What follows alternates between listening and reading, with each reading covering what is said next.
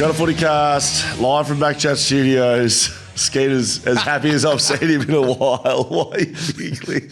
Fresh, fit, been exercising. What about you, Sco? How are you tracking? I feel like death. Now, this is not like COVID, some sort of laryngitis. No. This isn't some virus. This is self-induced, ladies and gentlemen. Yeah. So, Will Schofield, please enter. Well, mate, not very often. One of your good mates plays 200 games, and Dom Sheed and Jeremy McGovern, my other two good mates, they get their lap of honour. Yeah, they did. That club hasn't contacted me yet about mine. Nor the AFL. And so I had a couple of beers after the game. Yeah. So you're living vicariously through them now. Look, I'll just do my best to get through the show. Is that all right? No, it's great. I think it was Sunday night hit out. I know you're only a young man, but in your 30s, it's hard on a Monday to back up. When was the last time you had one? For a Sunday night? Yeah. I reckon I've done it previous. I'm trying to think when it was. After the Waffle Grand Final. Of course you've done it previously. No, Waffle Grand Final last year, I think after the game, went out with Trent Cooper and we sort of went to a couple of venues. And did you come in here Monday morning? Absolutely. I think Vic might have driven me here. That would have been the end result. So. Shout out to you think I'm in any sort of areas. I'm here, by the way. I'm good to go. Yeah. My beautiful wife, Alex. In pain? She was. I was quite concerned about her health. You know the difference between. Well, I think like myself, my wife, us, and our wives. This is just because we're used to basically trying to show no pain, even though we're in a bit of pain. Just at home, right as rain. Never been better. A couple of legends going at it. Battle away. Skeeter, we are here on the Shot FootyCast. Make sure you get all of your stuff you need there. shotofootycast.com.au. Follow us on Instagram, Shot FootyCast. You do that. Some sponsors with us today, of course, our friends at MSH, providing us the big trucks and big equipment for big moments. We'll get to the big moment of the round in just a little bit, as well as Heyscape, little stays, little cabins around Western Australia. Make sure I'd like a present, actually. I'd like a present from my wife, and Heyscape would be perfect for that, I reckon. Just a nice little stay down south. Just take me wherever you need to, Alex. But you're going away in October, as I am, so you just got to hold the line for another month and a half, and we'll have a break. Footy season's actually the good thing about it. We've gone through, I think we're over the hump, and now everyone in footy, we're starting to see some daylight when it comes to the finals. Obviously, Docker supporters are excited.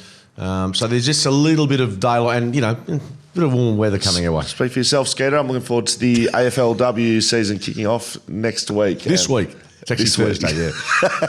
Sorry. Why did you say that with such a Because I knew that you're working on it and I'm not, but which is surprising because there probably would have been jobs on offer and it's the first job you haven't taken in a long time. Now, don't worry, you'll get your turn back on me, Skeeter. All right, let's get into the big moment of the round. MSH, Mine Services Holdings, get in touch with the gang there. They'll sort you out with big equipment for big moments. If you've got construction, you're in mining, you've got a big project, get in touch with MSH and you can hire trucks and other things there. We're WA. We're a big mining state, so that's a pretty good fit. Not just mining, Skeeter. Big project construction as well. Don't worry about that. We're a big state with lots of things happening and lots of construction. And you and I are not in that area. That's why we think they're good. mshph.com.au, or you can send them an email, hire@mshph.com.au. I think it's the coaching merry-go-round right now, Skeeter, is the kind of big thing from the weekend. Well, certainly it's a big thing, I reckon, today, the last sort of 12 hours, 24 hours. We know there's on-field, but this is a big one from a Melbourne perspective and also the coaching outlook of what's going to happen next year. So John Longmire ruled himself out, I reckon, Thursday or Friday. So that was the first part of it. What's happened this morning, Skeeter? Because I have not been listening to the radio. No surprise. Adam Simpson on SEN this morning has declared that he will not be pursuing or looking at the Melbourne coaching job. He said he hadn't been given a call for what it's worth, so he may not be on their radar. So they haven't called him. Well, they haven't called it. In many respects, they've still, I think, don't have to put together wouldn't they put together a little panel of people? Now, whether they're waiting for that to come into play before they speak to whether it was a Simpson, whether it was a Buckley, whether it was a Longmire. But anyway, he and the horse have got on the front foot and said, not ready. And I can sort of really get it. And having seen the criticism he had last week about not declaring his hand, it's a huge commitment, the process of which you and I clearly don't know. No. But I have listened to Adam and what he's spoken about previously when he's gone for jobs about the preparation, and you're not just, let's have a go, like, I will do that. It's a full-on commitment. So I think he's realised after so long in the game, he's had a 12-month gap. He's gone in the media, realised how bloody easy it is just to sit in the media and analyse as opposed to being a coach. And he thought, I might do this for another year. Yeah. So Nathan Buckley's expressed genuine interest in the coaching job, in Melbourne's job. I find that surprising. I don't. No. Well, he said he'd take a call, which means he's interested, I guess. Right. Why do you think it's surprising? Well, because I thought he was like locked and loaded for the Tassie job. I think, and honestly, he just wants to coach. I think that was the only job available when he was asked about it. Is that? I'm not saying Bucks is desperate to coach, but I think the Tasmanian one was long term. And when he said that, obviously there was no other jobs on the table. I think, if you're Nathan Buckley and you've been around, wouldn't you rather stay in Victoria, which would be the case? You don't have to go through. It's a massive task with Brendan Gale to get the Tasmanian thing up and running. They'll find someone in due course. I'm not saying he's going to get the job. They might go for an assistant coach. And we know how successful coaches have been who've come through the assistant ranks and become really good coaches, as opposed to a recycled coach. Recycled coaches don't have a huge record at winning a flag at their second club. No. So that will be Melbourne's decision whether or not they're in the cycle for a flag with this group. Because if they're not, I think you're probably right. I think an assistant coach that wants to grow with the group and build the group up from, it might be not scratch, but you're certainly going to. It's a reset, a rebuild. It's in between, isn't it? Because you're not quite sure. They've still got star players, but the big decisions will be made in brief. Whether they decide to move on Petrarca, they try and get rid of Oliver, but with a big salary. Maxi's the one constant there. Is Lever, possibly Fritsch, these types of guys. If they decide, okay, we're going to start from scratch, then it's a different look for a coach coming in, as opposed to, say, if Buckley wants to tinker and thinks he can get out of this group more, then maybe they'll just remodel it as opposed to completely strip it back to its foundation. I reckon it would be slightly on clubs' minds about the Tassie team and the compromise draft on the way. Not this one, not the next, but the following. So you don't want to be bottoming out in 27, 28. Right now West Coast might be happy that they're getting the number one looks, because when that draft system is finalised, which they will do, I think the Commission's been meeting about it recently, there's going to be numerous picks in that top 10, plus, talent from probably other states that Tasmania gets first access to. Oh, no, so it's absolutely right. And you're just on the Eagles, with the Oscar Allen situation with Harley Reid, will they make the really hard calls if required and give themselves that bounty of picks which will help them? So Melbourne, their coaching setup will be decided before grand final day, because they want to get into the postseason with the eyes that are required from a coach to give them guidance, as opposed to, when did Andrew McCullough get appointed? Oh, late. It was really just made life so difficult from the club's perspective, from his perspective. So that, again, they've given themselves a 5-goal head start to the opposition by not having a coach in place last year, the Eagles. He became the new coach October? In the days after the 20. It was just after the 2024 grand final. Yeah, so apparently. We're talking October essentially. So that's not ideally. You see a lot of clubs when they make appointments, they try and do at the latest grand final week. Sometimes you've got coaches who are in contention or about to be announced, maybe part of a GF, but I think Melbourne will certainly in I reckon September. before grand final, yeah. Yeah, exactly. Yeah. So take your pick. But that's Melbourne. And who are we saying? Nathan Buckley. Oh, there's bound to be a heap of, we talked about Hayden Skipworth, Stephen King. There's a lot of assistant coaches. I don't know anything about him as a coach, but we know that Bucks has a good pedigree. We do. But we're not going to break it down for you because we don't know. It's very hard to know. You've got no idea full stop. Nah, that's correct. Now, apart from your pocket square, which was very nice yesterday. Oh, I've lost that. So I just remembered someone bloody ripped it out at the Campfield and threw it. You were going through that sort of, they've taken the mickey out of you because you're trying to be a bit of a that's high right. roller. Right, and it's gone. Yeah, okay. Do you any culprit you could name? Was it a player? Was it might have been Alex when she was up and about last It night. was a player actually. It was a player we just spoke about actually.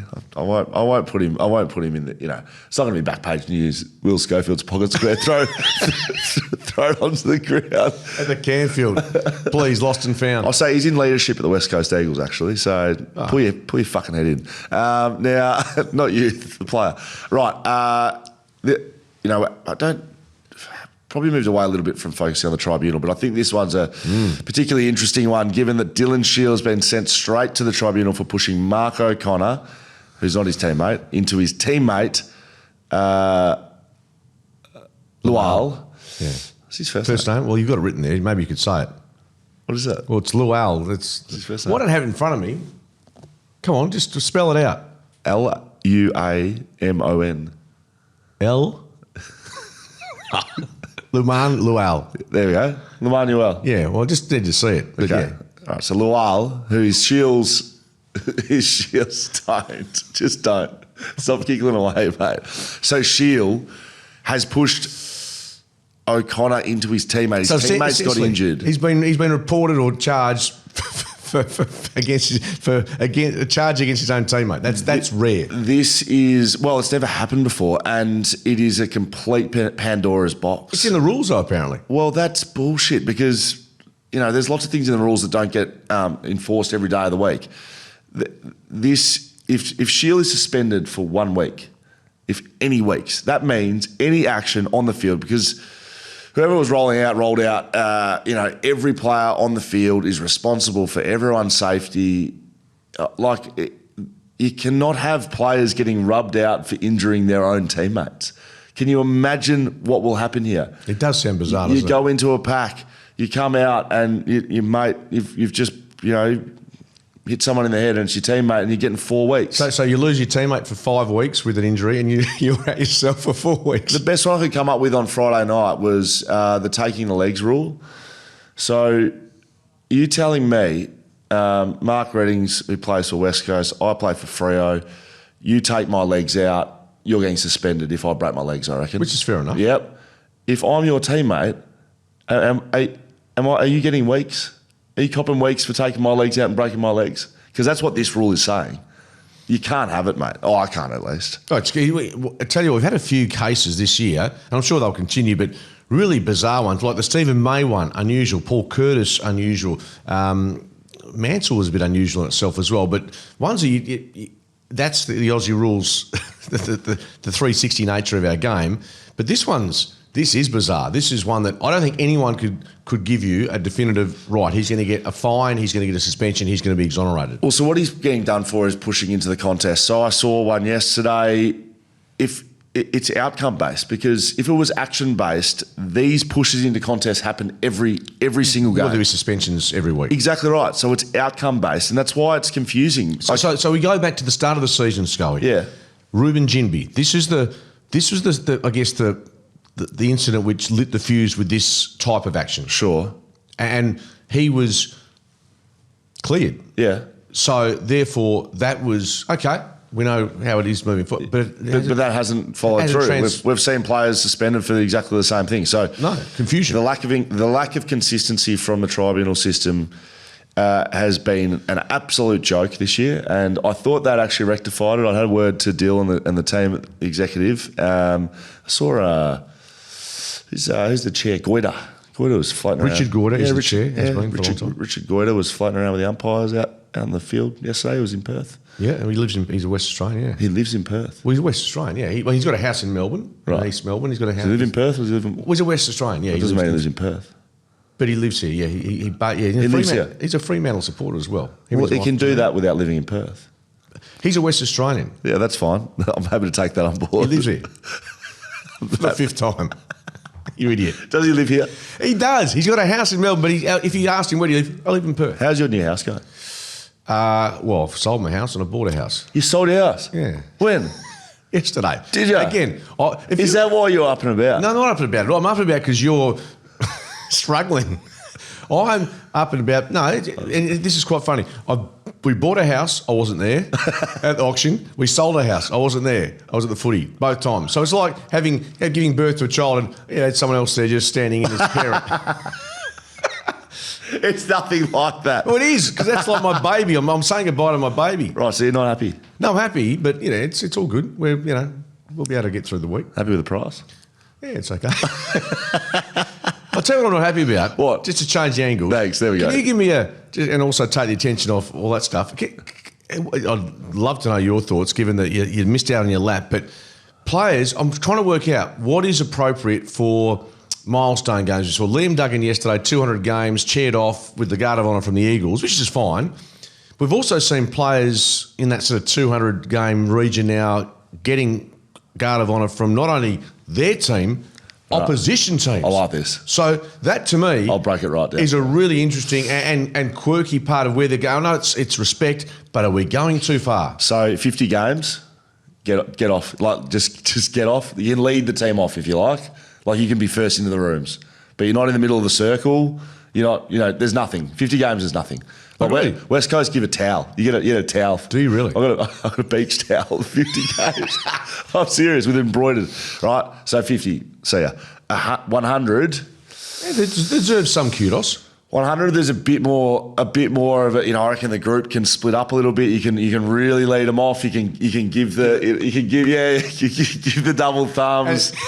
It's like, Go. At times I've been out with mates, and I've just given that down, and my mate, who are you doing that to? I just make myself look popular. Just get down there. Great. So thumbs, clap. No family. Like you don't get no kids. No.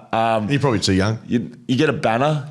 I'm okay with the banner. Not for 50 though. Yeah, okay. 150. No banner. 150. Life membership for both. So you get your life membership. I don't think that's kids. I don't think that's kids through the banner. Yeah. See, that's where maybe family starts coming into it a little bit. 150. Do you think? Well, you get life membership, but this is I'm just saying. At what point are the opposition getting involved? So 150 is not a chair off. Like you're not getting chaired at 150. I don't think. So, if you want to, a bit more special, you can jump in the middle of the circle if you want with a debutant maybe, or somebody won their first game. So 200 games, what are we doing there? 200, you can have a chair. So I'm happy with Duggo. I'm actually happy with the West Coast Guard of Honour. I'm happy with kids and family. I'm actually happy with kids and family at 150. Kids and family at 200 with a chair. I need this written down. Yeah, I know. We'll clip it up with a chair. 200, you get a chair, but own team only. 250. See, if you had a chair at 200, are you getting a 250 chair? We're going down a rabbit hole here. So I don't reckon. Look, you can. I want to know when opposition teams should get involved. I'm getting there.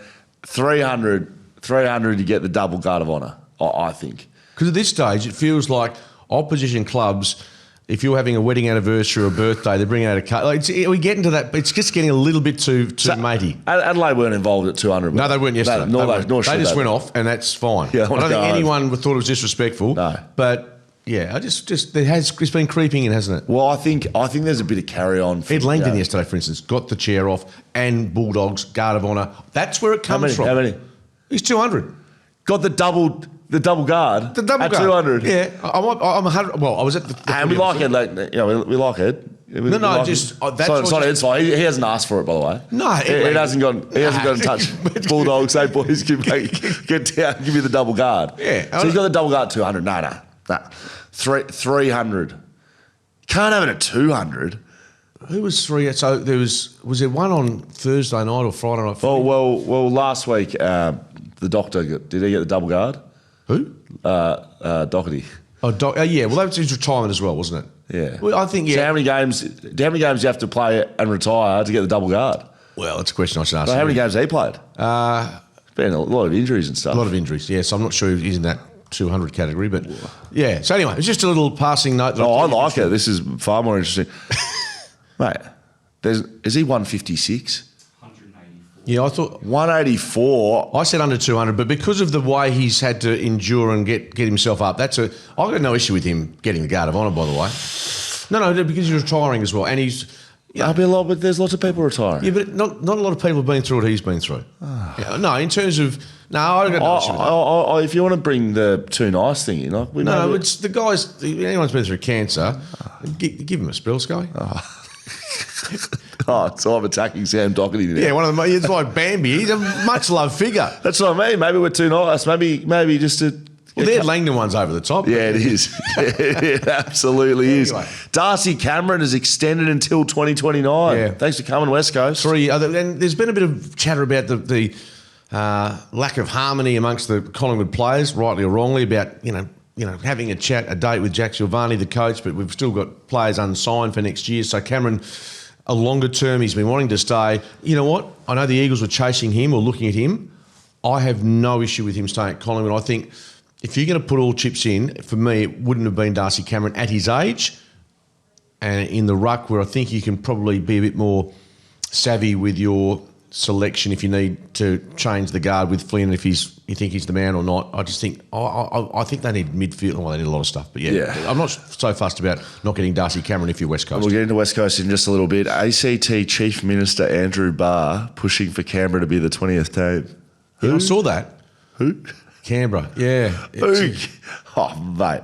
So they had a game in Monica, obviously. Yeah. So he's put his head in, wobbled it around and said, what about me? A bit of Shannon Knoll style. Well, they've got the Shannon Neal or Shannon Knoll? Shannon Knoll, what about me? Motion pictures originally going back to the 80s, yeah. Is that right? You know that wasn't his original song, don't you? Whose was it? Motion Pictures is the group that played it in the 80s. I thought it was You thought Shannon Knoll, that was his original song? Well, no, because he's sung on Australian Idol, so a very, very big sort of cover operation. Yeah, no, you're right. What are we talking about? Canberra. How's it go? No, I'm not going down that path. You're the one who's probably juiced up enough to sing the song. I just gave it to you. Canberra, yeah. That just shows you where we're at. We don't have a 20th venue, although I know you're very keen with Adam Papalier on the Busselton venture, but no, perhaps. Canberra doesn't strike me. They've got an NRL team. What else have they got there? Parliament House, that's it. And it's bloody cold now. Do they have the basketball team? No, they don't have a basketball team. No, to my knowledge, no. The NBL. Well, no, he's putting his hand up. I don't know if there's that much of a... I think what they're doing with the Giants and a couple other clubs, having played some matches there, I think that would be enough, but maybe we're just being a bit Western-centric. Yeah, give me a spell, Barry, I reckon. Yep. Next. Now, Skeeter, I want to ask you one last question. Who wins the flag and who misses finals? I'm going to ask you each week. Who wins the flag from here and who misses the 8? Who wins the flag and who misses the 8? I will say that Adelaide are the only side mathematically locked into a top 8 spot, which is outrageous with 2 weeks to go. Yeah, and we're talking top 8, not even top 4. That's right. Or top 2, because they could, theoretically tumble a bit as well. Look, if you're going on yesterday's evidence, you're not putting Adelaide there. I didn't have Adelaide at the top of my tree. I think they could very well get to a grand final. You know, the team, and I'm not tipping them to win it, Geelong's so well placed to get to another grand final, aren't they? So who are you tipping to win it? Last week I would have said Brisbane after that win over Collingwood, but so who are you saying this they week? might miss. They might miss. So you're saying this week? You're doing well not to answer my question. No, well, it's hard. You're not picking Geelong. Last week you would have said Brisbane. Yeah. Yesterday's effort at Adelaide. Who are you picking? I will tip, and this is subject to change, check your local guides. Yeah, we'll check in next Monday. You can change next Monday. I'll put Hawthorn there just because... Hawthorn win the flag. Well... Okay. Smart ass Schofield. I've said Hawthorn. Give me your team. Fremantle. Oh, that was very confident. Yeah, Freo. I'm going to go with Freo. They could still miss the 8. So good Hawthorn. Exactly. So I don't know. I have no idea. Who misses the 8 from here? Tough run. Well, Hawthorn have got still some work to do. The Bulldogs, that was a big win yesterday. It's hard. If Brisbane get beaten this Friday and lose at home to Hawthorn, they could miss, couldn't they? Yeah. So I don't know who's missing. I'll say the Giants, and I don't know who they're playing. I was going to say the Giants too, just because of their injuries. I'll put them there. Yeah, but I don't particularly know. They've got the Suns this week, by the way, up on the Gold Coast. Right. So that becomes massive, more so for the Giants and the Suns. Although the Suns, who I don't think can win the flag, should be finishing top 4. So I'm going Dockers Giants. You're going. I'm going Hawthorn Giants. Okay, very good. I don't know why I said that. I'll check back in next week after the results from the weekend. Skeeter, let's get into the games that have gone. Let's start with Freo, shall we? Happy with that? Yep. By the way, you got 7 from 9 this week. Slipping, mate. I got 8 from 9. Yeah, it's okay.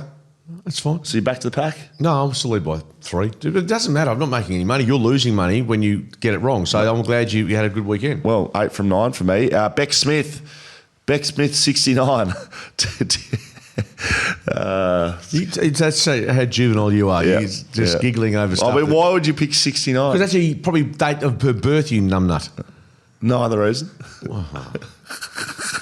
Numbnut. All right, 9 from 9 from Beck Smith. 69. I just realised Dinner for 2. Hawthorn's 7th, so I've got a bit of work to do, actually. I didn't realise I was 7th anyway. Yeah, but they could be anywhere. Yeah, you're right. It doesn't really matter. All right, Skeet, well done, 7 out of 9. Not bad for you. Fremantle defeated Port Adelaide. Adelaide Oval, 92-86. Look, Heyscape Escape of the week, I'm going to go with Freo defeating Port Adelaide. They trail again at three-quarter time. 14 points down early in the final quarter. They kick 4 of the last 5 goals to win it, and it is the Heyscape Escape of the week. Heyscape.com.au, tiny cabins all around Western Australia. I think the winter escape discount is still there. Save yourself $150 right now if you go to heyscape.com.au, book yourself in, your partner, take Skeeter down there with you for all eye care. Go and stay at Heyscape. It's bloody good. Good locations around the state. I just think Freo, this has become a pattern of behaviour now, Skeeter, being able to escape. They're actually just learning how to win in big games.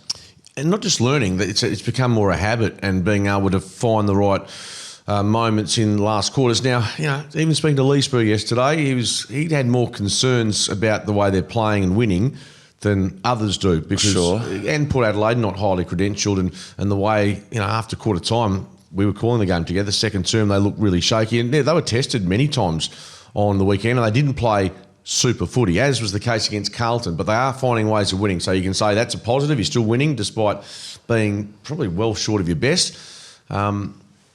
But there are concerns if you're going to play in finals. If that's your style, it's going to make life tough. But look, let's take what this game had to offer.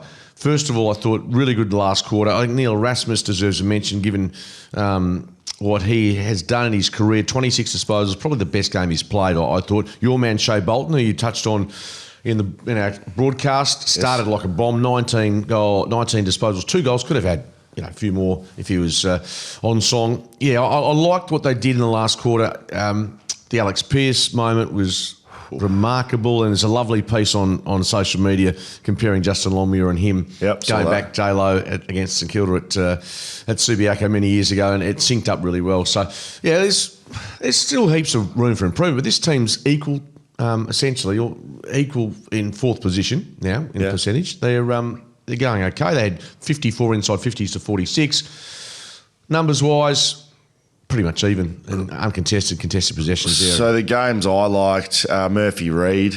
Yep. Like the 2 goals he kicked plus the goal he set up with the handball over the top to Voss in the last quarter. He's got to be one of the best pickups Freo's ever had. Like where they got him, plucked him a little bit. 17. He's 16. No, it's great.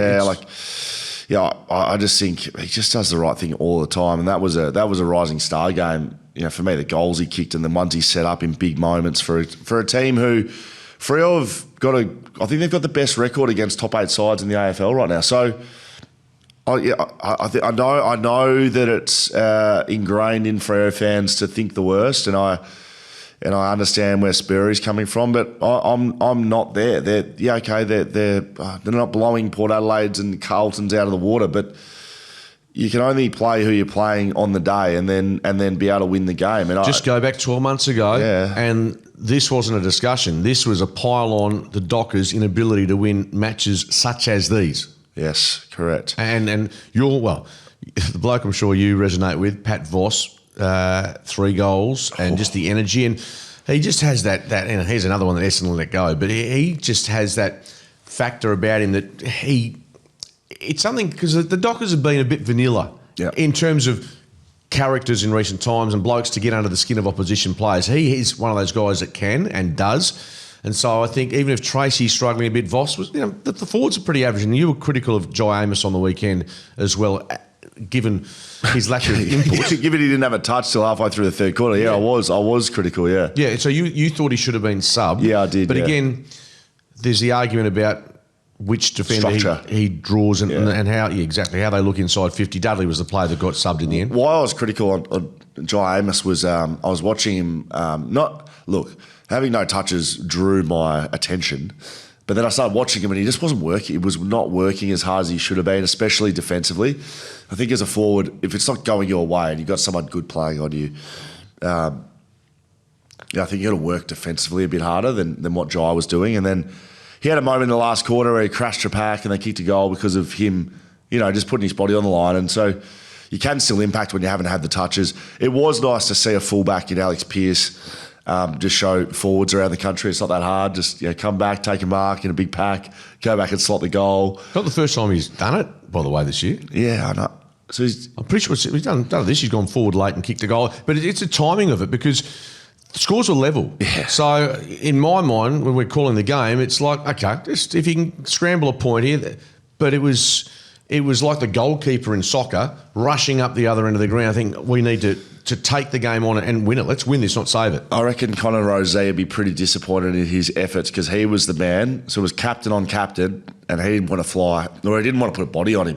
I didn't have to fly, but just let Alex Pearce run at that contest uncontested. If you watch that, it's captain v captain, and one of them wanted it, one of them didn't. So Alex Pearce with the Heyscape escape of the week to Freo. Thank you very much for coming. Nat 5 Travis Boak jumper swap. Did you see that? Yeah, it did. Thoughts?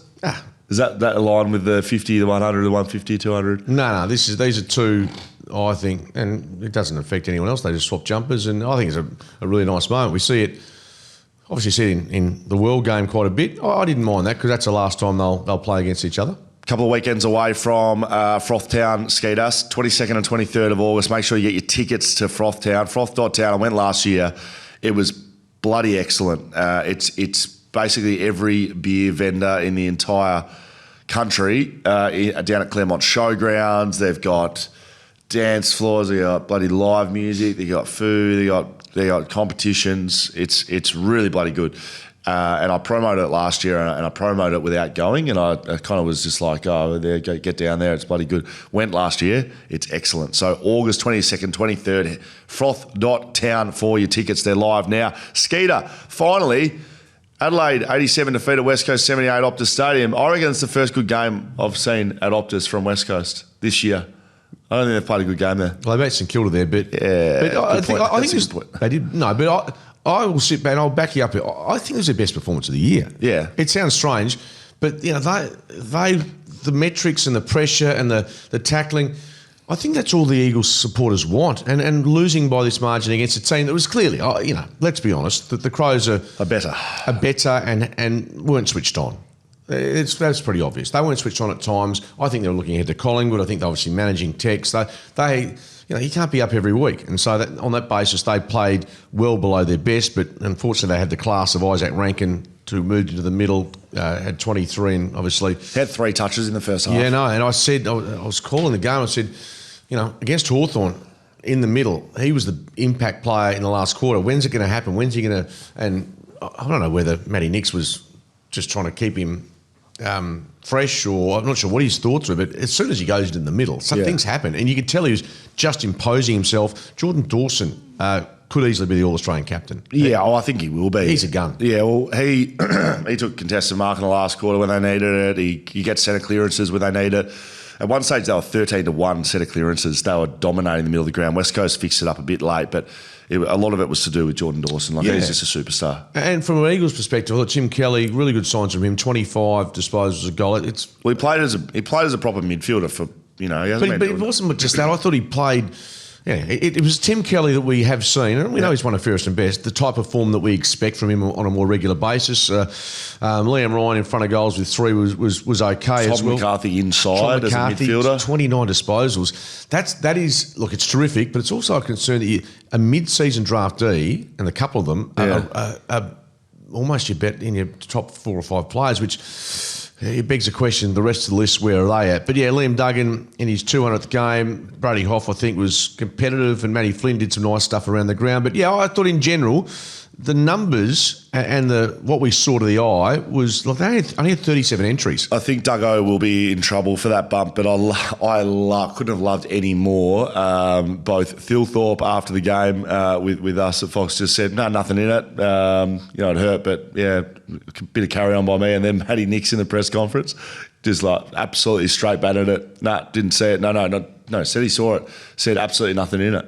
Well, I still think he's you can say whatever you want, but the important thing, I suppose, and hopefully from a Liam Duggan perspective, is that he went off with more a neck shoulder issue, nerve thing, but he came back and played the game out, and not just played the game out, he was a big factor. Might have been nice to just put him down for good, Duggo. Yeah, but it wouldn't be, John's game, copped a 3-week ban. So that, interesting to see what happens with that today. But yeah, I mean, this is a little bit why I've been positive on West Coast, because I've seen little bits of this sort of footy. They're precious stuff. They haven't been able to do it. The reason that this was a good game for West Coast is they did it for 4 quarters. But what? Okay, they've been doing this in quarters. I promise you. But how can they not do it more regularly? Because they're a young side. This is what young sides do. They're inconsistent. Well, okay, you don't know how to do it for 4 quarters. So how many times a year have you seen that 4-quarter effort? None. But that doesn't mean you go from 0 positivity to 100 if you see it for 4 quarters. I've been positive on West Coast because I've seen that footy in quarters. I've seen it a couple of times for a half. I might have even seen it a couple of times for 3 quarters. But that was the first time I'd seen it for 4 quarters. But you can still be positive about a group if you're seeing little bits as this is that's the youngest side in the comp. That's why. You don't agree with that? No, I'm 100% on yesterday. They were terrific, but yeah, you go back 7 days and they were putrid against Melbourne. So I did, and I know they're young, but by the same token, there are young teams out there. I want to see that more regularly. If you're an Eagle supporter, again, the wins, at some stage you need to start winning, obviously, but the wins are less important than playing like that against an opposition which, without being disrespectful to West Coast, they were, in my mind, they're sort of looking mentally a bit ahead. Well, it's not disrespect. They're 18th and they're first. Yeah. There's a bit of that, maybe complacency. So, yeah, I hope they continue in that vein, but maybe that's the bar they have to set as opposed to 1 quarter, 2 quarter, which has taken them all year to get that. Yep, I agree. I guess that's the entire challenge that we're talking about right now. But it was actually interesting. It was an interesting game to watch, and it was a fun day at the footy. I'm sure a lot of West Coast fans felt the same, and even though they lost, they would have enjoyed themselves one of the first times. Lowest crowd at Optus Stadium for an Eagles home game. Take out COVID because of obvious reasons. So, which is a bit of a pity. But I've got to say, these Eagles supporters have been pretty loyal and very steadfast in turning up to matches for Garvin Sheed and obviously for Duggo not being there. But I think I can understand not turning up. You haven't seen your team win much, and yeah, I do get it. But it's been a rare low crowd number. Can I give a little clip to West Coast? Can I give them a clip? The fans? No, not fans. What? Fans, mate, not the fans. The club. Oh, the club. Okay, go. They completely commercialised McGovern and Sheed's retirement, the golden thread or whatever the fuck that was, and that's what you get. So Michael Walters retired. He was out there a week later doing his lap of honour, but West Coast wanted to commercialise it, and it's a money game. But that's what you get. No one rocks up because you've just made something up that doesn't exist. The golden thread, that's nothing. That doesn't mean anything. No one resonates with that whatsoever. That's what they did, mate. That's what they did. They waited 6 weeks to make some merch and come up with this concept. No, I'm not arguing with that. That's what they did. But I'm not arguing with that. I'm saying I don't think the low crowd number was the fans responding to their commerciality. I'm not talking about that. I'm not talking about the crowd. Oh, okay. So you're saying people? I'm just giving them a clip. No, I'm just giving them a clip, mate. It's like, what are you doing? Just celebrate the players, and you reckon Fremantle did that Walters thing better in that respect? Yep. Yeah, they did. Yeah, because he retired and they had him out there a week later, then try to make some merch out of it. So listen, no, it's a totally valid view, and hopefully you still can walk through the doors next week. Oh, please, what?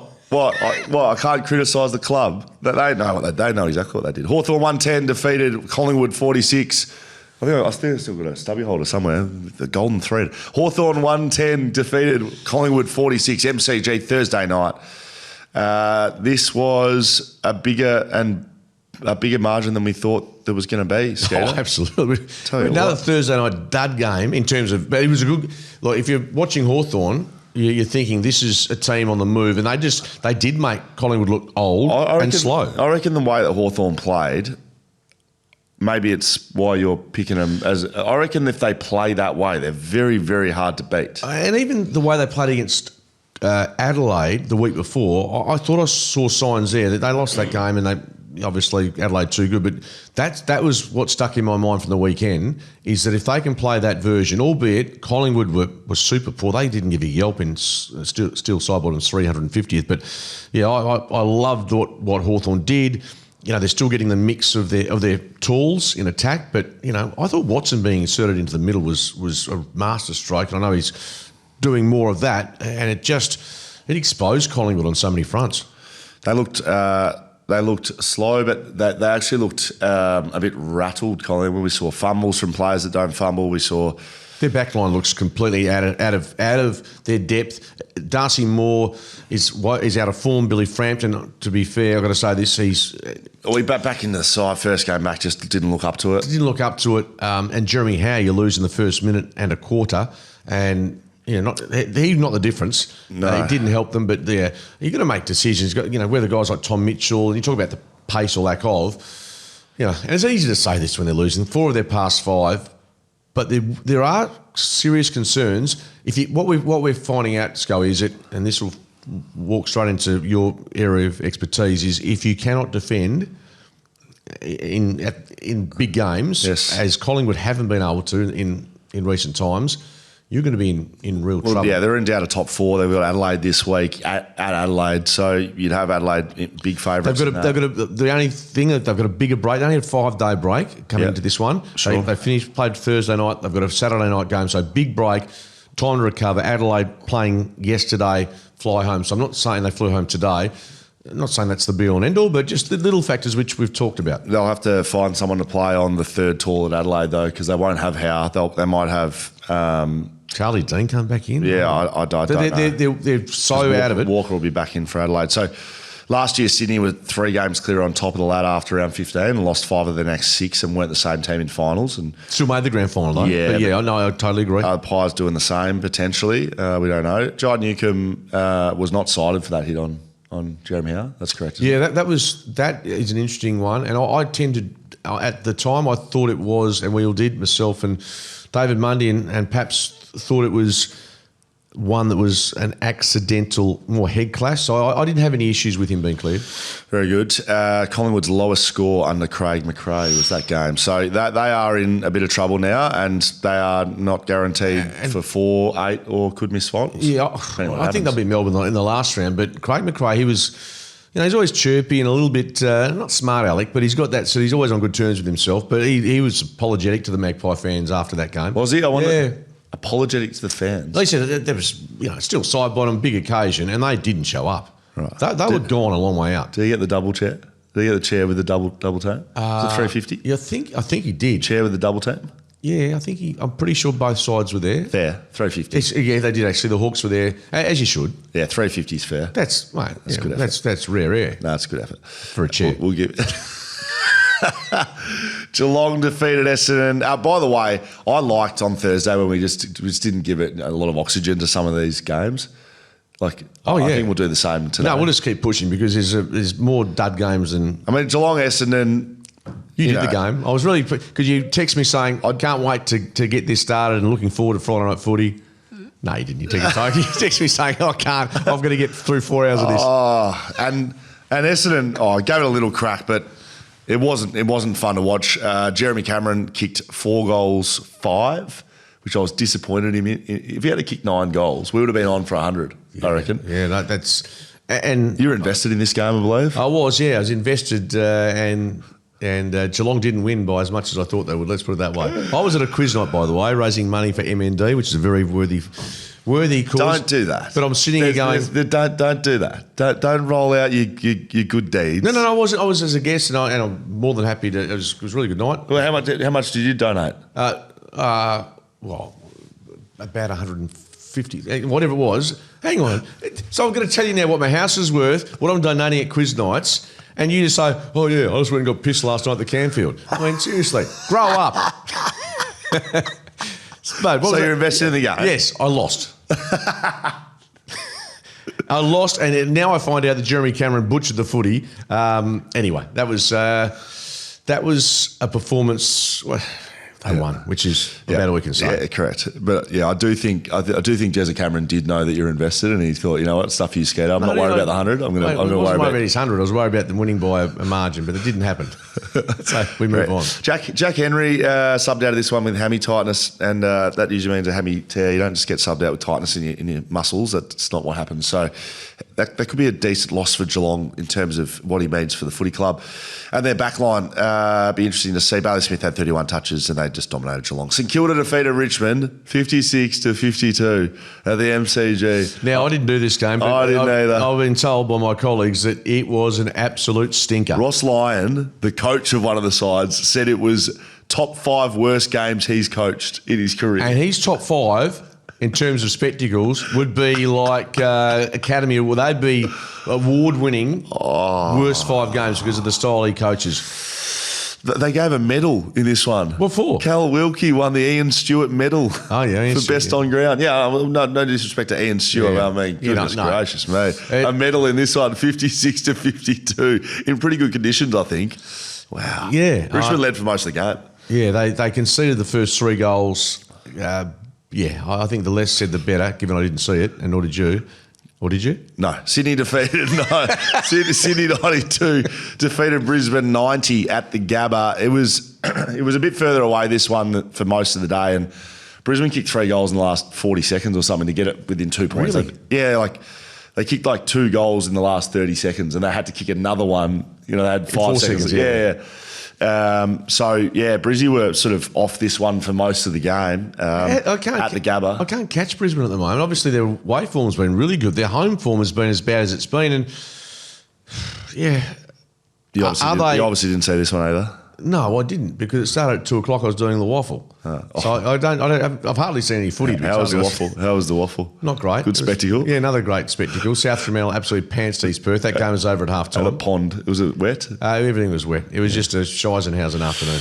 Yeah, mate. So Brizzy, if you look at the Worm, look how much they're in front by the entire second half. So Sydney, Sydney. Yeah, Sydney just basically. Put it this way, we're all over it. 5 goals, 23 touches from Isaac Heaney. We're talking about whether the Giants miss or whether the Bulldogs miss, but this team might be the best team out of the 8 at the moment. Paps has been carrying on about the wild card round, so he wants 9 and 10. He's American, and he likes that sort of WWE. He wants 7v10, 8v9 in the pre-finals bye. He wants that as wild card round. I don't know if that fixes the fixture up, but he just wants that for increased interest. And in this year, would be interesting. Yeah, he's right this year. Last year, not so. But yeah, this case it is. And I know I'm not in that case. Make the 8. Make the top 8. Just do it. There's only 18 teams. Yeah, I know. So make the top 8. On that basis, more than half the competition is getting to play a finals. Yeah, I agree. Match. Make the 8. Brisbane were plus 19 inside 50s and plus 13 in clearances, and they lost. Yeah, and I can't get a read on them at the moment. And look, they're going to have to win 2 tough games. Brodie Grundy has entered concussion protocols. Will be out this week. Horrible for fantasy owners. Oh, absolutely, it is. It's prelim final week, and he's not bloody playing. Yeah, well, it's big news on that front. But from a AFL perspective, it's like, Sydney's not playing final, so you're worried about the fantasy stuff, eh? I am, mate. I've been in the league for 25 years and I've never won it. I'm in a prelim this week and my buddy Ruffman's Isaac Heaney, 5 goals, 23 disposals. If he doesn't get 3 Brownlow votes, there might be something missing on that front. Gold Coast 93 defeated Carlton 74 Marvel Saturday night. We didn't see much of this either. Oh, mate, and good riddance, really. Gold Coast Carlton under the lid. What was the crowd here? Let's see how many people went to that one. Look, this game was over early, but what I did say to you in the studio was that Carlton's second halves are terrible. Well, they actually kicked 5 goals to 1 in the last quarter. They sort of got within 13 points in the last term. Matty Rowell dominant again. It could be just a smoky for a Brownlow. Might have an investment in that, by the way. Matty Rowell or Noah Anderson. Do you think Noah Anderson, are they going to take votes off each other? Yeah, probably, yeah. And that's why Nick Dacos will win it, because no one will be taking votes from him at Collingwood. Has his form tailed just a fraction in a couple of matches? But he's probably banked so many. He's probably on 40 votes at the moment. You mentioned the Suns. Ben King, 6 goals straight from 9 disposals. Yep. That's pretty handy. He's been doing that all year. He only kicks goals. Doesn't kick anywhere else. He just kicks through the big sticks. That's all you need to do. Yeah, correct. I'm trying to find a couple of good performers for Carlton. Look, Frankie Evans, 4 goals, 7 score involvements. There you go. The new Messiah, Frankie Evans. And, I think Carlton supporters will be some dirty that Vossi's continuing next year, but I don't know. I just think that... Your team, Voss. I just think Carlton needs some stability. Changing coaches every 2 or 3 years, it's got knobs on it. That's a good point. GWS 133 defeated North Melbourne at 79 at Manuka, Canberra. How much did you see of this? I didn't see a lot of it, Skeeter. If anything at all. We watched any footy this weekend, seriously. We should have been working, but yeah. The Giants' biggest ever win against North Melbourne. What is happening with North? 54 points. That was what I was going to ask. They are uncompetitive. Yeah, and their list and their draft concessions and their draft picks should be. I know that Larkey was missing; they had some injuries. They're not even close. They're not close to it. I agree. It's so disappointing. Toby Green back in the side, 3 goals and 23 touches.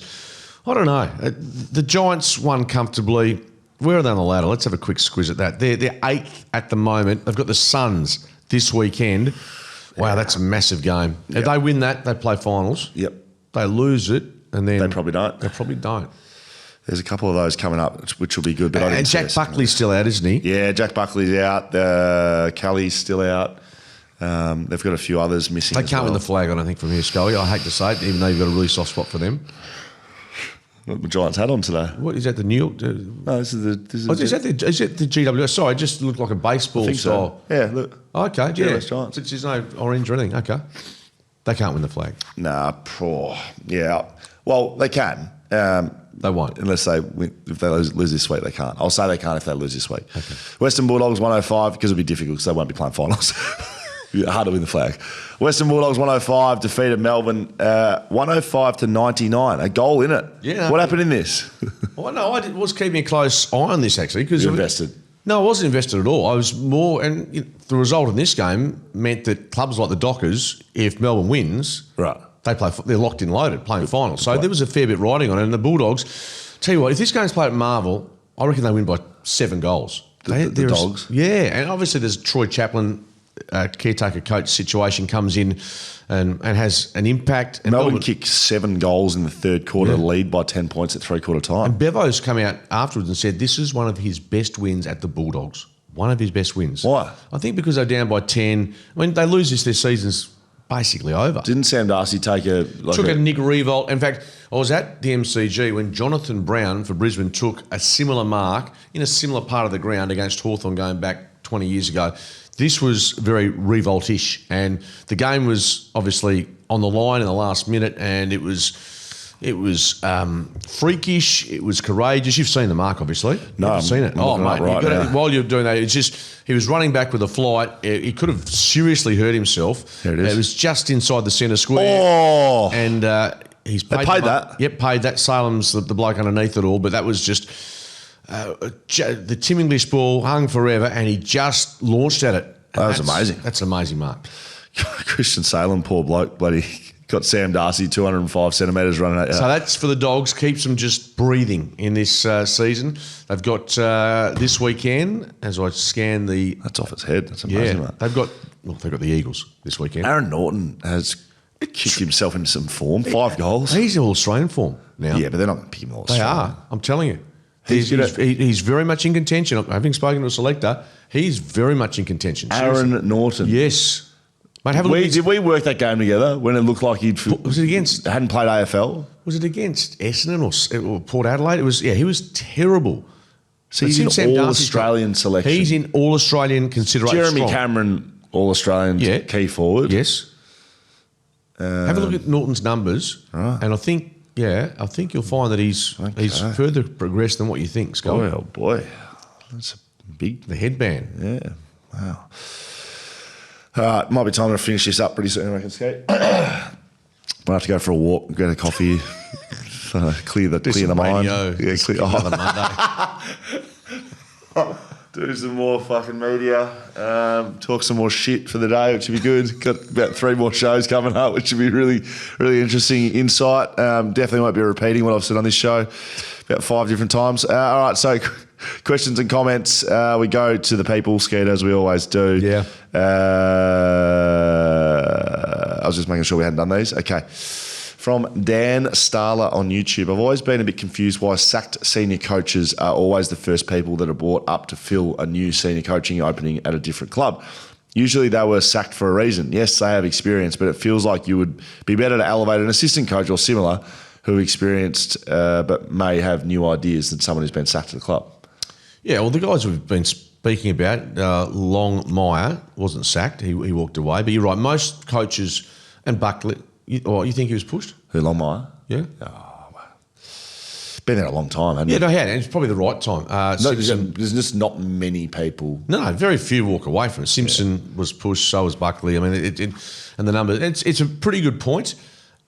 But I also think that even if you have been sacked, like Michael Voss was sacked at Brisbane, obviously, it doesn't mean, it's like if you've been sacked from a job, doesn't mean you're not going to be good when you get another opportunity and you've learnt or you've got the experience. So there's that element, but I don't disagree entirely with clubs. The safety first play for Melbourne would be, Scully, to pick a Nathan Buckley or an experienced coach that's been there and done that. Yes. But is that the best call? That's for them to decide. If you can find someone that's going to bring fresh ideas and innovate and have that fresh set of eyes on there, then I don't discount the chance that they'll go down that path. But yeah, we'll wait and see. Nevins269 says McGovern to Fox Footy to replace Pav. He's moving him. It was pretty funny working yesterday with Pav, just calling him Big Chieftain, big CEO, bit of head wobble about him. Is he still invested in what he's doing? Oh, just suppose. I mean, like how invested is anybody? You're just talking shit, aren't we, in a microphone? No, it was good. Yeah, no, it was, it'll be good to see him call West Coast Sydney last round as a CEO. It's gonna be bloody funny. Did tell me though that Tom Harley is in the job still, and he's in there till the end of October. So Pav won't be moving over there. It was actually like I get this a little bit with Luke Shuey when he became the captain of West Coast. He was never my captain, but he was captain once I left the footy club, and one of my best mates. And then suddenly he's the captain of the club. It's sort of like a bit of a weird feeling, and I've become pretty close to Pav over the last few years working with him at Fox, and to see a mate like he's the CEO of Sydney. It's just, those sorts of positions to me have always been someone who you don't know or have no connection to. Whereas, you know someone pretty closely and they're now like the boss of one of the AFL clubs. It's just a weird feeling. I don't know. You don't share that. No, I don't have that sort of connection with Pav that you have. No, I don't sort of, it's good. Like Simon Garlick, I've spoken to him many times and he's an ex-footballer. So there's a lot of, you think of in WA, Pav, Garlick, Pike, there's that sort of theme of business acumen mixed with footy knowledge. Tom Harley was the exact same hire at Sydney, come from footy experience. So it makes sense to me that they've gone and done, and good luck to him. Last one from Jeremy. Hi, Mark. Yeah, this is addressed to you. Or you'd like to call me something else now. Wow, fuck. Why'd you do that? I just don't know why. I've never been called Mark. That's been rare. So on radio Friday night, I almost had to just walk out of the studio. I was laughing so hard. We had one of our great callers at 6PR. We got a lot of great listeners and audience members call in to your programs, Wild Water Sport, and called in Friday and said, hi. It was actually, was it Friday? No, Saturday night. So it was Saturday night. Hi, Paps. Hi, Dave. Dave Bundy was there. Hi, Scoey. And hi, Book. And everyone was like, sorry, what's going on here? He said, yeah, Books Reddings. Books Reddings. And I just fucking thought, Books Reddings, you're kidding me. So I went on for about 20 minutes, called you Bookie and Booksy and Bookie, Booker. So Book Reddings, I was thinking, well, like you read a book and Mark Reddings. Is that the origin of what he's talking about? It gets better. Mouse, our good friend Mouse texts in and goes, Scully, you do realise Bookmark Reddings. Bookmark Reddings. Bookmark Reddings. Do you get it? I do get it. Bookmark. Just bookmark. It's not that funny, you fool. It's just not that funny. Oh, far out. So that's the sort of feedback I get on radio. Which we had a fun night on Saturday night. It was very fun. It was good. Because I just laughed for an hour. All right, so Jeremy via email says, hi Books. Hi Bookmark. Come on. G'day, Bookmark. Just wanted your thoughts on this. The AFL are trying to promote. Why is he asking Bookmark ratings? Why are we doing that? The AFL is trying to promote and grow the expansion clubs, but rarely give them the primetime time slots. Instead, they ram down our throat Victorian clubs like Essendon, who have not been relevant for over 20 years. If interstate clubs are given Friday time slots, there is always another game with two Victorian clubs overlapping. Would this have been different if Victorian clubs were forced to relocate? Are they trying to promote the game nationwide or pander to Victorians who can't seem to fathom that it's a national competition? They want to seem like they're growing the game in non-traditional areas, but don't actually give a shit. So is the new Tasmanian team also going to get the same treatment when they come into the competition, pushed to the sidelines? Cheers, Jeremy. Your thoughts, Bookmark? Well, given Fox to every game, it doesn't matter to them. But 7, it feels like they're desperate to get a Victorian club on Friday night footy. So this Friday night, it's Essendon St Kilda for 7 on the East Coast. Yeah, so basically everywhere other than Western Australia and Queensland. Exactly, and then we'll be doing a local call. We'll do the local call for 7. So why is that? Aren't they? Isn't you know? Isn't top 4 sides on the line here? Absolutely. Obviously, these matches have been predetermined some time ago, but even still, you would have thought Essendon St Kilda. Yeah, there's a reluctance to put into Melbourne through 7. I'm guessing. I don't know the rationale, but to have Fremantle, Brisbane, even though it's worthy of a final, given what's at stake, to be on that. So look, there definitely is a preference, given the fixture this year and before that, whether it's Carlton, whether it's Essendon, obviously Collingwood, to have a Victorian element on Friday night football. Now, the numbers obviously suggest that works on a national basis. But 7 could choose to play it nationwide. They haven't. Play what game nationwide? Freo, Brisbane. No, of course. 100% they could. That is their call. But this decision would have been made, I'm guessing, 2 months ago or thereabouts. But yeah, it is totally their call. And I think there'll be some obviously good numbers watching on 7 in Perth. Be good numbers on Fox on Friday. So yeah, it's clearly, if not the game of the round, it's one of the 2 most anticipated matches. And I reckon we might even get a record crowd for a Fremantle game on Friday. I look forward to the carry-on that I saw the last couple of weeks with Fox doing Saturdays only and people not being able to watch this and that. I look forward to the reverse carry-on, not showing it 2 top 4 sides going at it on Friday night on Channel 7 around the country. Like, why would you not do that? It doesn't make any sense. Well, put it this way. If you follow Fremantle in WA or Brisbane in Queensland, you get to watch them on 7 anyway, or Fox. Take your pick. Yeah, that's a good point. All right, mate, we're done. I'm certainly done. Thanks to our good friends at Heyscape, heyscape.com.au. Go and sort yourself out a nice stay with your family and one of their cabins around Western Australia. Or if you've got a big project, MSH are the gang to get in touch with there. Hire at MSHPH is the email there. Make sure you go get in touch with Adam and the team if you've got a big project for a big moment, big equipment, big hires. You know what to do. Skeeter, finish us off, mate. No, been another big weekend. Got to see your young son play some Oz kick yesterday. Not a lot of interest for Nash, was there? He's sort of just that's okay. Just wandering around. No, it's good. It's good. Just get down there. I've got 2 girls, so it's nice to see the boys having a kick of the footy. And it's all good and life goes on. You and I are locked in for a couple of trips. Are we? Well, we're going to work that out. I've got grand final, Melbourne Cup, and then hopefully Boxing Day test. If I can get that trifecta off the ground, I will be... what was the third? So I've got grand final, Melbourne Cup, and Boxing Day test. That's what I've got to get off the ground. So I think we're locked in for Boxing Day. I think I've got that across the line. Yeah, I'll be there. I might I'll get to Melbourne. I'll find somewhere to sleep. I'm pretty sure we're going to Bali together as well. You heard this? It's going from bad to worse. Anyway, we'll see a lot of each other in the off-season as well. Goodbye.